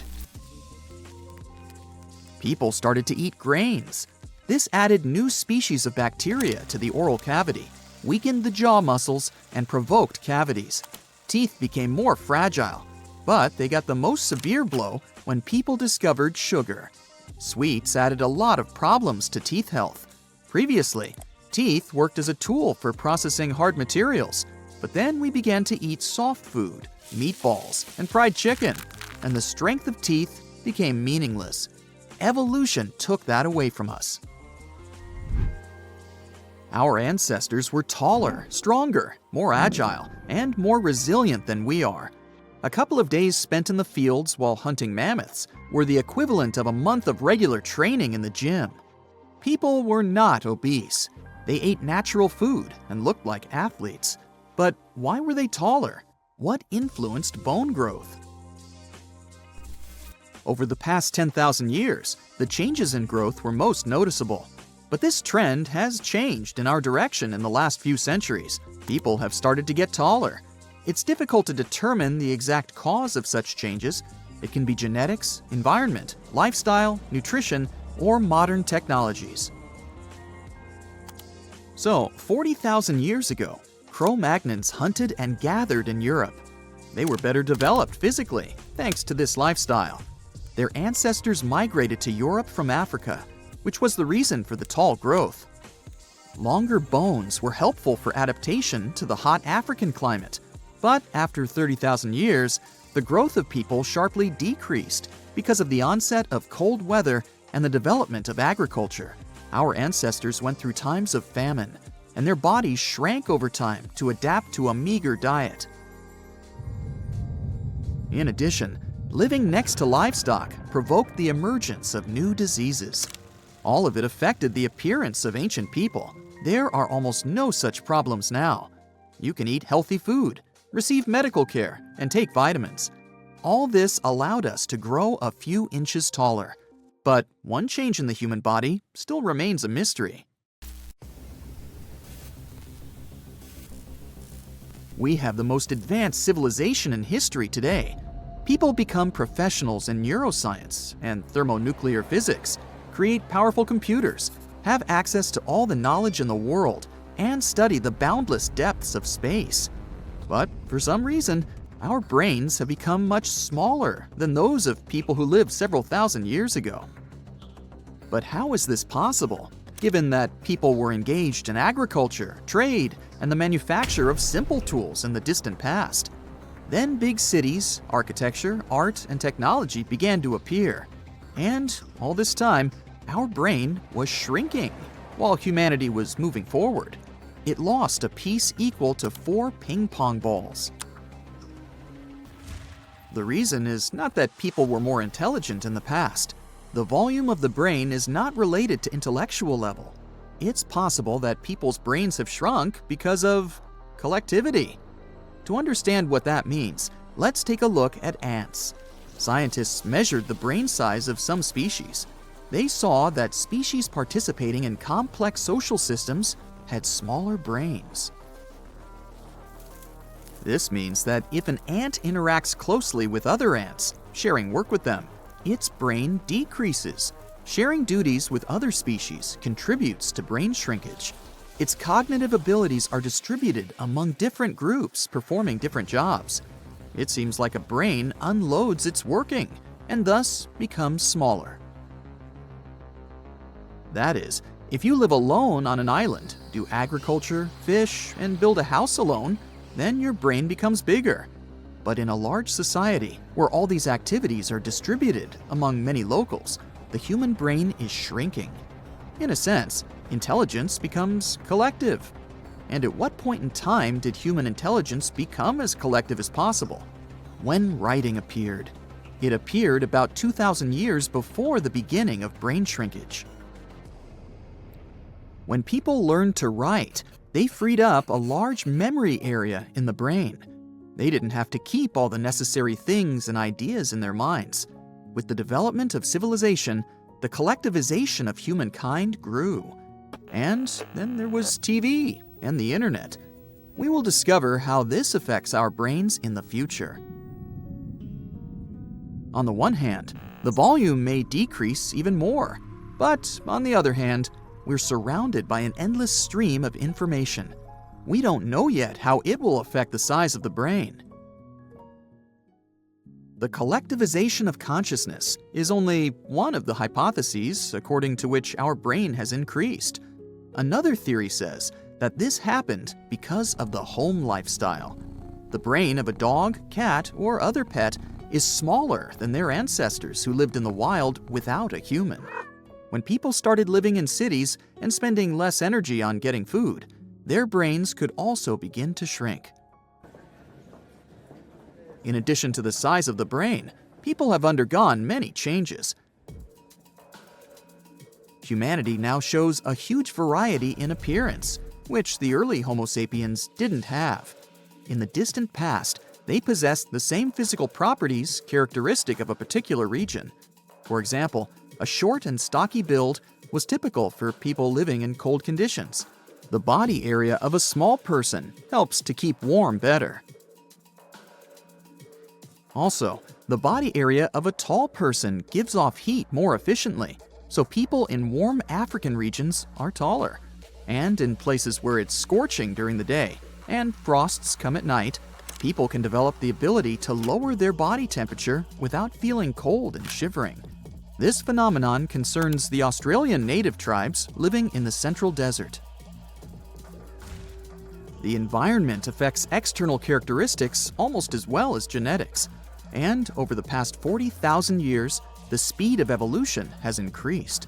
The ability to travel and the growth of the people population contributed to the mixing of different ethnic groups across the planet, which also provided diversity in evolution.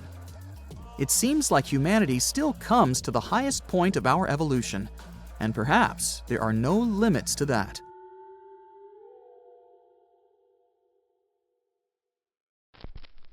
You have heard about Nikola Tesla. You have definitely heard about the Great Pyramids in Egypt. But what if I told you that Tesla may have probably uncovered the ancient mystery surrounding the pyramids? Wait, what? Is this a crossover episode? Nope. It's highly probable that the secrets of the pyramids are hidden in plain sight. But first, let's recap what we know about the pyramids. What's so mysterious about them? I mean, they are just old quirky buildings, aren't they? One of the biggest questions is how they were built. Some people think that the pyramids were created by people using only their hands and muscles. But others think that there might have been some kind of crazy energy source that we don't know about yet. Like, what if aliens helped out or something? Just kidding. But this idea of some unknown energy source being used to build the pyramids has been around for ages. Even in old texts, like the pyramid texts, it talks about how the gods gave us something to build a great power. So maybe there was something really powerful and mysterious going on back then? Who knows? Back in the early 1900s, he got obsessed with the Great Pyramids of Egypt. He read numerous books about these ancient structures and was blown away by how much energy they seemed to have. At that time, not many people knew much about electricity, and Tesla started to wonder if there was some kind of advanced tech hidden in the pyramids. He had an idea that the power of the pyramids had to do with electromagnetism, and he put a lot of time and effort into trying to figure out the mystery. Tesla had some pretty unusual theories about the Great Pyramids. He thought that they could actually store and move electricity, which could then be used to power up the areas around them. He also had this theory that the pyramids were built using some kind of crystal energy. He believed that the chambers inside the pyramids could have these super powerful crystals that could control the electromagnetic fields. But that's not all. Tesla also had this idea that the materials used to make the pyramids had properties that allowed them to trap energy from the sun and the moon. and not just a little bit of energy. He thought that the pyramid could actually create this massive energy field that could light up whole cities or even brighten up dark places. He thought that the pyramids could be used as giant power plants to generate electricity and run machines. Tesla even believed that the pyramids were somehow linked to cosmic energy, which could be used for spiritual enlightenment and healing. How very new age of him. Anyway, Tesla wasn't just pulling these ideas out of thin air. He was seriously into studying everything he could about the pyramids, from ancient artifacts and texts to hieroglyphs and drawings. And he came up with this idea that the pyramids were designed to be energy amplifiers, and some kind of unknown energy source was used during their construction. Some people thought Tesla was eccentric for coming up with these theories, but his ideas have actually had a huge impact on the way we think about the pyramids today. Researchers and scholars have been digging into his theories for years and using them to uncover some of the biggest mysteries surrounding these ancient structures. For example, recently scientists have used theoretical physics to investigate how the Great Pyramid of Egypt would react to certain radio waves. They found out that if the radio waves were a certain length, the pyramid could concentrate the energy inside its rooms and focus it under its base. The scientists did lots of calculations to figure this out. They first thought about what radio wavelengths would work best. Then they made a model of how the pyramid would react to the waves. They figured out how much of the energy from the waves would get absorbed or spread out. Lastly, they checked how the energy would move around inside the pyramid when the waves hit it. To help explain all of this, the scientists used something called multipole analysis. This is when you take a complicated object and break it down into simpler parts. Then you can see how each part interacts with the energy that's coming in. It's like taking apart a puzzle to see how each piece fits together. The researchers are interested in how all of this can be used in the future. They want to make really tiny particles that can do the same thing as the pyramid, but with light. By changing the size, shape, and the material of these particles, they can control how the light moves around them. This can be really useful for things like making tiny sensors or super efficient solar cells. The scientists had to make some guesses when they were doing their research. They assumed that there weren't any hidden spaces inside the pyramid, and that the material used to build it was all the same. But even with these guesses, they still made some pretty impressive discoveries. But the pyramid study is not the only proof that Tesla was ahead of his time. There are more Tesla's projects that seemed unrealistic at the time, but that scientists and enthusiasts reevaluate and try to implement today. Let's talk about Tesla's most ambitious project, the Wardenclyffe Transmission Tower. Back in 1900, Tesla was already a big shot when it came to electrical engineering in America. People were blown away by his amazing inventions and the fact that he managed to outdo Thomas Edison in the Battle of Currents. However, Tesla wasn't content to rest on his laurels. He decided to embark on his most ambitious project yet, the transmission tower at Wardenclyffe. It was built between 1901 and 1905, and it was based on one of Tesla's breakthrough ideas. He had a vision to make the impossible possible by creating a global wireless communication system. It would use Earth itself as a conductor, transmitting music, news, stock market reports, secured military communications, and even facsimile images. Does it sound familiar? Right, it sounds just like the internet that we use today, only without the use of any wires. But Tesla had a much bigger dream in mind, to transmit power wirelessly. He already proved that high-frequency signals could be sent without any wires using his Tesla coil transformers, and this sparked his obsession with wireless energy transmission. His vision was to not only transform the way we communicate, but also to find a way to transfer power currents globally by tapping into the Earth's natural energy. Tesla believed that there was an abundance of free energy all around us that could be used for humanity's benefit. In 1899, he conducted some top-secret experiments and got convinced that it was possible to transmit electrical power through the Earth's upper atmosphere. This is actually how the Wardenclyffe Tower was created. It was supposed to be the prototype station for a network of towers all over the globe that would provide the whole world with wireless energy. Unfortunately, Tesla didn't have the resources or the patience of his investors to bring this project to fruition. It ran into all sorts of financial problems and roadblocks, and in 1917, the unfinished tower was finally torn down for scrap metal to pay off Tesla's mounting debts. Now it remains a sad reminder that even the greatest minds can sometimes fall short of their dreams. The original red brick laboratory, however, is still there, and it is the only Tesla lab that has survived. Fun fact, in 2017, a film crew made a crazy discovery. They used ground-penetrating radar to explore the area around Wardenclyffe, and they found a whole series of tunnels stretching for hundreds of feet underneath the site.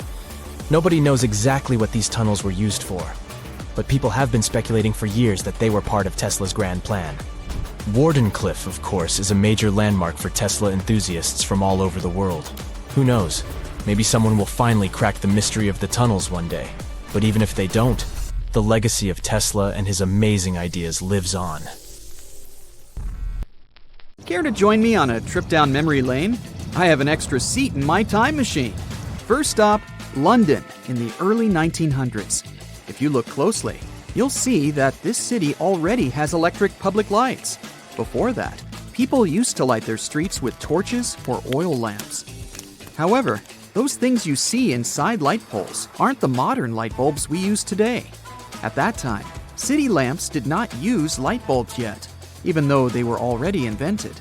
That's because they weren't as efficient back then, so they couldn't shed enough light to illuminate the city's dark streets. They might have been good for indoor lighting, sure, but for public use, carbon arc lamps were still a better choice at the time. Here's someone I'd like you to meet, Mr. Thomas Edison. He's mostly credited for inventing modern light bulbs. He's going to explain to us how most of these lighting inventions work. All electrical sources of light back then had a simple, basic principle. Electricity needed to pass through some sort of material. This material had to be stable and durable, and it was supposed to glow when connected to a power source. The first invention of this kind was called the arc lamp. In this contraption, the material used for lighting was carbon, and as soon as it was electrically charged, it began to vaporize. This process produced some really bright light. The man behind this invention was a British chemist named Humphrey Davy. He placed together two wires, a battery, and charcoal elements, which gave away enough light to illuminate the surroundings. But even those arc lamps weren't suitable for street lighting at first, mostly because they were inefficient. They needed a powerful electrical current to produce light, so they had to be equipped with large batteries to back up that amount of power. It all made arc lamps difficult to operate and also very expensive. Mr. Edison's name is the one you've certainly heard in relation to the invention of the light bulb. The truth is, his discoveries are only a part of this revolutionary invention. Other scientific breakthroughs, like those of Alessandro Volta, Humphrey Davy, and Joseph Swan, also contributed. Before moving forward with our story, let's look at how modern light bulbs work. Each of them has two primary parts. The first one is a hollow chamber, the glass part, that's filled with an inert gas.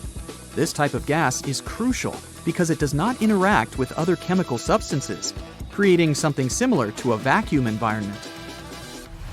The second part is a thin filament, or a conductive wire. It's the part of the bulb where you can see electricity. A metal called tungsten is often chosen for making filaments these days because of its very high melting point. It makes light bulbs more durable. Once you turn on a light bulb, electricity flows through the filament, which heats up the environment. This heat quickly causes the very thin tungsten filament to give off huge amounts of light. Now let's get back to our story and Mr. Edison. When looking at previous discoveries, he noticed that the problem with the light bulb's efficiency was related to its filament. To make it more practical, the filament needed to be thinner. Why? Because the thinner the filament, the less electrical current it needs to work properly. This could solve the problem with the added batteries and generators. So, by the late 1870s, Edison came up with a light bulb that featured a platinum filament in a glass vacuum bulb. Edison and his team went on to test more than 3,000 designs for light bulbs between the years 1878 and 1880. He ended up trying more than 6,000 plants to see which material would be better suited to serve as a filament. Everything was tried out, from cotton to linen and even wood. Eventually, they figured out that a carbonized bamboo filament could burn for more than 1,000 hours. They settled on this material for a while, but longer-lasting materials, like tungsten, replaced it by the early 1900s. These days, standard light bulbs can last anywhere between 1,000 to 2,000 hours. But there is one light bulb that is famous for breaking all the records. The story has it that back in 1901, a small light bulb was placed on the ceiling of a fire station in Livermore, California. It was a 60-watt light bulb used at the time to illuminate the fire department's trucks, even during the day. That's why it was almost never turned off. This may be one of the reasons why it lasted as long as it did. Another reason for such longevity is its composition. The filament of this particular light bulb was made not of tungsten, but of carbon. Unlike metals, carbon conducts electricity better when heated. More so, such a filament is way thicker than those we see in modern light bulbs. Needless to say, this light bulb has been functioning ever since. It's now over 100 years old. It even has its own official website, although it hasn't been updated since 2018. These days, we call it the Centennial bulb, and the reason why so many people celebrate this invention is because of its incredible ability to withstand the test of time. Wouldn't it be great if all light bulbs lasted that long? Unfortunately, they won't, because it goes against a business strategy often used these days. It's called planned obsolescence. As interesting as it may sound, it's actually a trick. It centers around products that are made to last a certain limited amount of time. These products stop working artificially, and the amount of time they function properly is set from the very beginning. Eventually, you'll need to repair or replace them, and in the long run, people end up buying more products. Let's look at the example of the Centennial bulb. If all similar devices were designed to last over 100 years, people would eventually stop buying them. A whole industry would disappear, at least for the foreseeable future. So a businessman from London came up with a plan back in 1932. He named it planned obsolescence. It mentioned that selling products with a limited lifetime meant that more objects would be purchased in the long run. He thought that in the overall economy, as long as there was a stable supply and demand trade-off, it was a win-win situation. His idea saw a lot of negative reactions throughout the years, and for a good reason. I mean, it's really annoying to keep having to buy new products when it's not really necessary. Also, it means a lot of wasted products too. There are a lot of ways for a product to become outdated, and some are less obvious than you think. Look at some of the gadgets in your house, like a phone, a computer, or even a washing machine, and check if you can identify some of these examples. For example, these products may lack spare parts. These ones are purposely designed to act as a whole unit. You can't simply take it apart and replace the element that has stopped working. In other words, these products can't be fixed. Once they're broken, you simply need to replace them. Light bulbs are actually a good example of such products. Ever tried replacing a filament in a light bulb once it stopped working? I mean, the glass jar might still be useful, but there's no way you can bring a light bulb back to life at home once the filament is broken. Then there are products that simply become incompatible with other modern re-editions. It's a process we witness more and more often these days because technology is advancing at a speed we've never seen before. For example, one day, you may realize that there are no software updates available for a specific device. You might notice that if your phone is old enough, some apps just won't work anymore. That's because, in most cases, they are using newer technologies, which aren't compatible with older devices. The ancient Indian texts mention beautifully decorated chariots or entire palaces called vimanas that could take off and, in a matter of seconds, fly away as far as space. Some people believe these vimanas only existed in Indian mythology, but it's also possible that they were based on a real technology that had been lost over the centuries. According to the Vedas, ancient Indian religious texts, there was the elephant vimana with several engines and many other types named after animals and birds. There was one for local travel, one for visiting different countries, and one for traveling to the moon and various planets. They could develop a great speed. One vimana had the superpower of invisibility. Another one was shaped like a sphere and was built on the winds produced by Mercury. This vimana was said to generate an enormous ray like the sun and make noise like the storm's thunder. All the vimanas were unbreakable and perfect for attacks on foes. Now, to operate a vimana, you'd need to know a lot of stuff, pretty much like today's airplane pilots, 32 secrets in total. They'd cover the aircraft structure and the secrets of taking off and maneuvering without crashing. That's a good thing. The pilot was also expected to know how to be seen and unseen, how to be hidden, how to be quick, how to manage contractions and expansion, and many other tricks. To hide the flying machine from foes, the pilot was instructed to move to the 8th atmospheric layer above the Earth and use the power of dark solar rays. This instruction might sound a bit weird, but there were others, more realistic ones, which still make sense in modern aeronautics. There are sections of ancient texts on the vimanas that focus on details like flight paths, pilot training, navigation, and even suitable clothes for pilots and recommended food for long flights. There was also a lot of technical detail about the use of heat-absorbing metals, the metals utilized, and melting points. The supporters of the theory that the vimanas were more than just myths are sure that the ancient Indians would unlikely go into all these details just for a beautiful story. So, the flying palaces might have been real and way ahead of their time, like many other great Indian inventions.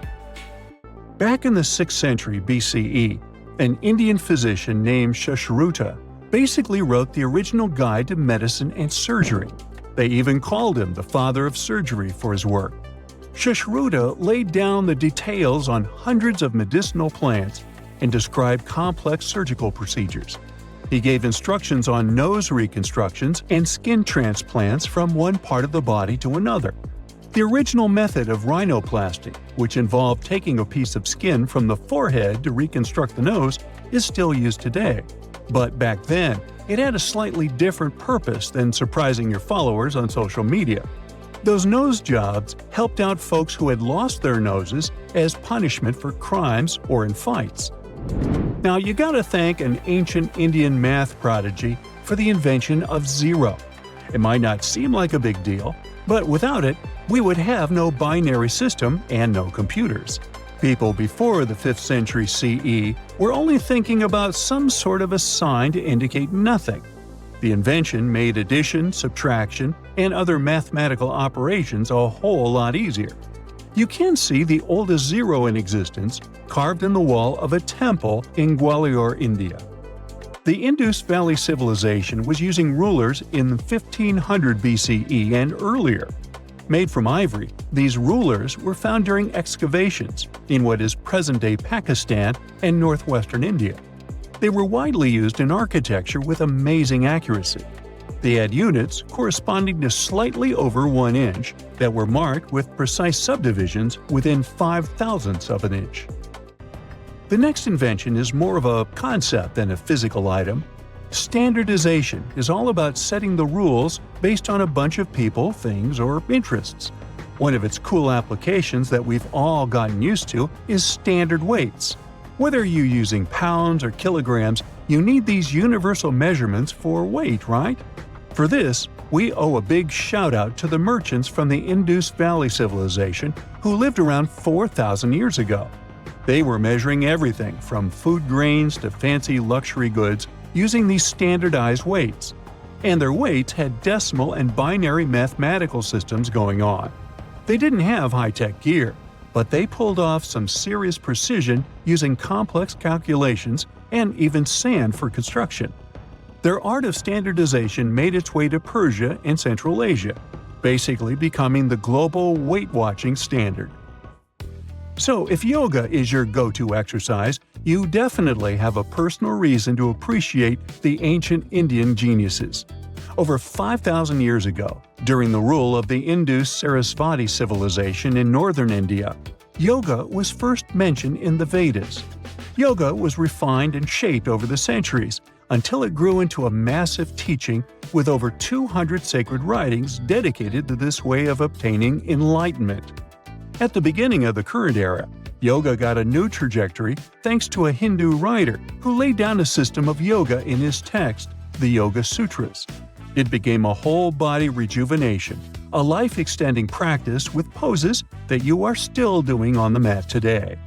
Yoga has reached the Western world only in the 19th century, and it caught on like wildfire.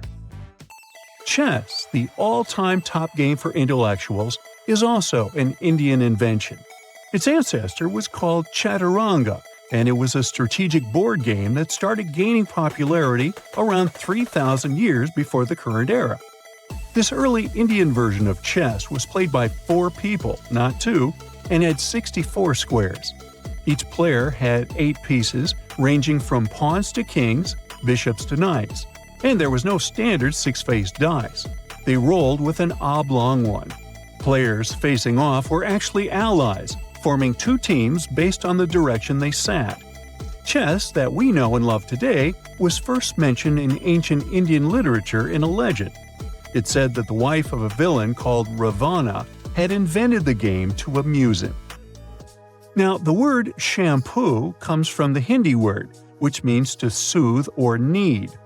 The substance was invented in India in 1762 and was originally used for head massages, hence the name.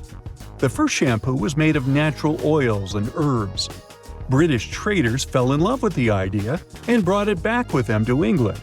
It took years for the original head massage oil to evolve into shampoo as we know it today, but it's still an Indian invention. Unlike the ancient Greeks, who wore animal skins, the Indians started cultivating cotton back in the 5th and 4th centuries before the current era. They used cotton threads to produce fabrics that soon became a huge hit in the Mediterranean and beyond. Jute and wool also have their origins in India. Cashmere, the finest and most exclusive type of wool, actually comes from the Kashmir region of India. Buttons that sit proudly on that cashmere cardigan of yours also have ancient Indian origins. Some 5,000 years ago, the Indus Valley civilization started cutting seashells into geometric shapes with tiny holes in them. First, they were just decorations, but then people started using them to fasten clothes. Now, when you think about radio communication pioneers, Marconi's name usually steals the spotlight. He got a Nobel Prize in Physics in 1909 for his groundbreaking radio work. But there's an unsung hero in the radio waves game, and his name is Sir Jagdish Chandra Bose. He spilled the beans on radio communication way back in 1895. He shot an electromagnetic wave across 75 feet at the town hall in Calcutta, and it went through walls, rang a bell, and even set off some gunpowder. Marconi took a page from Bose's book, using his invention, the Mercury Coherer, as a blueprint for his own two-way radio. Bose didn't patent his genius creation, so he only got his credit a century later.